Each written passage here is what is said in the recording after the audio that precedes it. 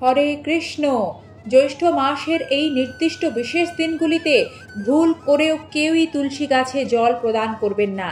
সংসারে নেমে আসবে চরম দুঃখ, কষ্ট, দারিদ্র্য, ভয়ঙ্কর বাস্তু দোষে বিভিন্ন সমস্যায় বারবার কষ্ট পেতে হবে। নমস্কার বন্ধুরা, সমগ্র বৈদিক শাস্ত্রের রচয়িতা শ্রী ব্যাসদেব তুলসী দেবীর গুণ ও মহিমা পদ্মপুরাণের সৃষ্টিখণ্ডে অতি সুন্দরভাবে বর্ণনা করেছেন। শ্রী তুলসী দেবীর সঠিক পূজা, কীর্তন, ধ্যান, রোপণ ও ধারণে সমস্ত পাপ নাশ হয় এবং পরম গতি লাভ হয়। তবে ভুলভাবে তুলসীপত্র চয়ন করলে এবং তুলসী পূজা অর্চনার নিষেধাজ্ঞা সম্বন্ধীয় বিষয়গুলি না পালন করলে সংসারে কিন্তু বিভিন্ন রকমের অমঙ্গল হয়। আজকের পর্বে সেগুলি সম্পর্কেই আপনাদের বিস্তারিত জানাবো। আশা রাখি সকলে কৃষ্ণকৃপায় ভালো আছেন। হিন্দু সনাতন ধর্মমতে তুলসী গাছ অত্যন্ত পবিত্র। আয়ুর্বেদিক শাস্ত্রে তুলসীর যেমন গুরুত্ব রয়েছে, তেমনি জ্যোতিষশাস্ত্রেও তুলসীর রয়েছে অনেক অলৌকিক ক্ষমতা। বাস্তু বিশেষজ্ঞদের মতে তুলসী গাছ যে কোনো বাড়ির উত্তর বা উত্তর পূর্ব দিকে রাখা সেই বাস্তুর জন্য সবচেয়ে ভালো ফল প্রদান করে। এতে ভগবান বিষ্ণু ও মা লক্ষ্মীর আশীর্বাদ সে সংসারে বজায় থাকে। বন্ধুরা, এবারে আমরা জেনে নেব তুলসী মহারানীর পূজা অর্চনা, তুলসী জলদান, তুলসীপত্র তোলার নিয়ম ও নিষেধগুলি। তুলসী এমন একটি পবিত্র শব্দ যার নাম উচ্চারণ করলেই জীব পরম শান্তি পায়। ভগবান শ্রীহরিকে একটিমাত্র তুলসীপত্র দানে তাঁর যে সন্তোষ লাভ হয়, হাজার কলসি অমৃত দানে শ্রীহরি সেরূপ প্রীতি লাভ হয় না। শাস্ত্র প্রমাণে পৃথিবীতে 3.5 কোটি তীর্থ আছে। তুলসী তরুমূলে সমস্ত তীর্থ বিরাজ করে। যে মানব তুলসীপত্র রসে সিক্ত অন্ন ভোজন করেন তা অমৃত বলে কথিত হয়। ভগবান বিষ্ণু এই তুলসীপত্র ব্যতীত কোনো ভোগবস্তুই গ্রহণ করেন না। বিশ্বব্রহ্মাণ্ডে তুলসী মহারানীর তুলনা তিনি নিজেই। তাকে যদি আমরা যথোপযুক্ত সম্মান, শ্রদ্ধা, সেবা, পূজা অর্চনা করি, ভগবান শ্রীকৃষ্ণের শ্রীচরণ পেতে তিনি সহায়তা করবেন। কেশব প্রিয়া বৃন্দা দেবী যিনি কৃষ্ণ ভক্তি প্রদান করেন, সেই সত্যবতী তুলসী দেবীকে আমি বারবার সশ্রদ্ধ প্রণাম নিবেদন করি।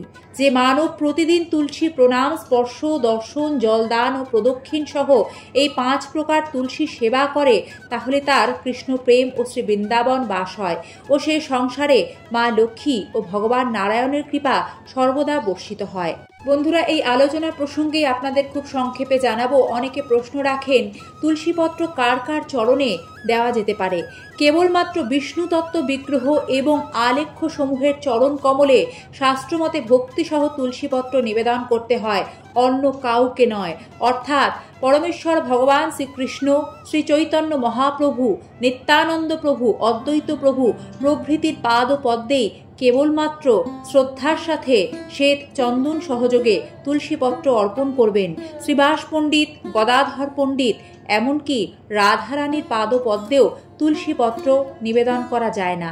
সকালে অর্থাৎ প্রাতঃকালে স্নানের পর, সূর্য উদয়ের পর শুদ্ধ বস্ত্র পরিধানপূর্বক তুলসীপত্র চয়ন করতে হয়, অর্থাৎ তুলতে হয়। মধ্যাহ্ন স্নানের পর অর্থাৎ দুপুর 12টার পর পুষ্প ও তুলসী চয়ন সম্পূর্ণরূপে নিষিদ্ধ। ভগবানকে প্রণাম করে তার আদেশ নিয়ে সবসময় তুলসীপত্র চয়ন করবেন।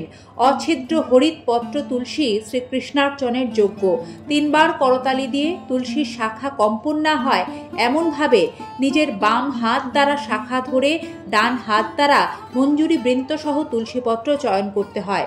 তুলসীপত্র চয়নকালে যদি শাখা ভেঙে যায়, তবে ভগবান শ্রী বিষ্ণুর হৃদয়ে ব্যথা প্রদান করা হয়। সে কারণে খুব সাবধানে তুলসীপত্র চয়ন করবেন। বন্ধুরা, তুলসী পাতা যে দিনগুলিতে ভুলেও তুলতে নেই।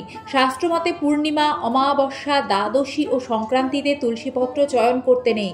তেল মেখে, মধ্যাহ্নে স্নান না করে, সকালে সূর্যোদয়ের আগে কিংবা সন্ধ্যায় সূর্যাস্তের পরে ও রাত্রিবাস রাতে যে পোশাক পরিধান করে ঘুমানো হয়, সে অশুচি বাসি পোশাক পরে কখনো কোনোদিন কেউই তুলসী মহারানীকে স্পর্শ করবেন না।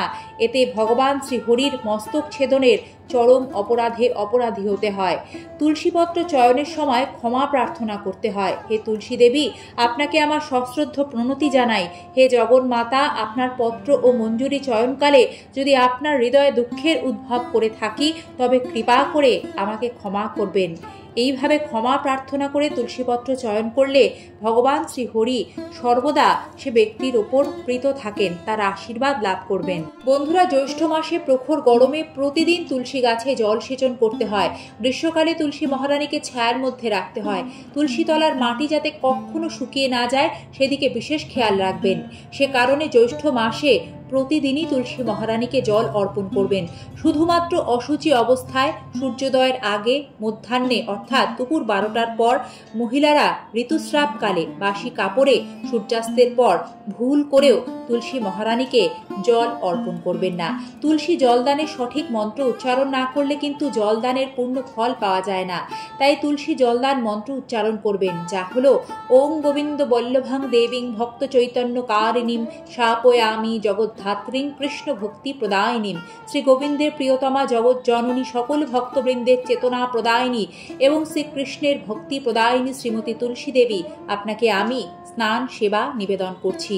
জেনে বুঝে কখনো তুলসী গাছকে রাস্তার ধারে রাখবেন না। লোকজন অজান্তেই সে গাছের ক্ষতি সাধন করতে পারে এবং শাস্ত্রমতে তুলসী গাছকে সবসময় জীবজন্তুদের নাগালের বাইরে রাখা উচিত। প্রতিদিন নিয়ম করে সন্ধ্যায় তুলসী তলায় প্রদীপ প্রজ্বলন করতে হয়। বন্ধুরা, সবশেষে খুবই গুরুত্বপূর্ণ কয়েকটি কথা।